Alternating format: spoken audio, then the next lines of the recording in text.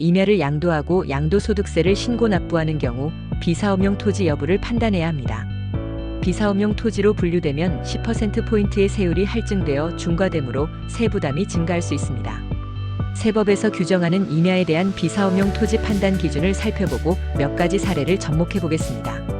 임야는 산림 및 원야를 이루는 수림지, 중림지, 암석지, 자갈땅, 모래땅, 습지, 황무지 등의 토지로 정의됩니다. 공부상 지목과 관계없이 실제 현황에 따라 임야 여부가 결정됩니다. 조세심판원은 실질적으로 임야로 인정하려면 지목이 변경되어 원상 회복이 어렵거나 상당한 비용이 소요되는 경우여야 한다고 판단합니다. 따라서 공부상 대지에 방치된 상태로 수목이 자란다고 해서 임야로 볼 수는 없습니다. 먼저 무조건 사업용 토지로 보는 경우에 해당하는지부터 판단해야 합니다. 피상속인이 8년 이상 제촌한 임야를 상속 증여받은 경우 양도 기한 제한 없이 사업용 토지로 의지할 수 있습니다. 제촌 요건이란 임야 소재지에 주민등록을 두고 상시 거주하는 것을 의미합니다. 다만 양도 당시 해당 임야가 주거상업 공업지역에 속하면 무조건 사업용 토지로 보는 규정을 적용할 수 없으므로 유의해야 합니다. 또한 사업 인정 고시일로부터 소급하여 5년 이전에 취득한 임야가 협의 매수 또는 수용되는 경우 비사업용 토지로 보지 않는다는 세법 규정을 확인해야 합니다. 무조건 사업용 토지로 인정되지 않는다면 기본적으로 제촌 기간이 사업용 토지 요건을 충족하는지 계산해야 합니다. 양도일 이전 3년 중 2년 이상, 5년 중 3년 이상, 전체 보유 기간 중 60% 이상 제촌 요건을 충족하면 사업용으로 인정됩니다.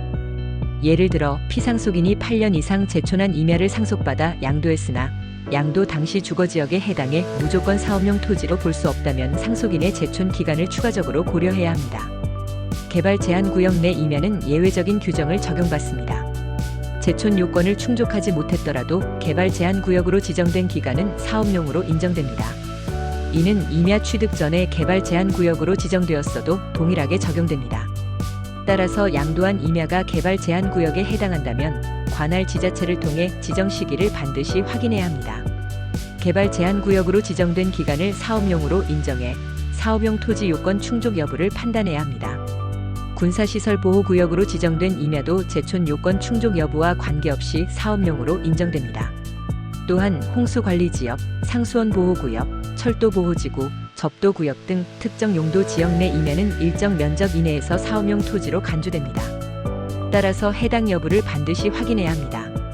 임야는 다른 지목과 달리 자격 여부나 실제 사업적 사용 여부를 따지지 않고 제촌 기간을 기본 요건으로 합니다.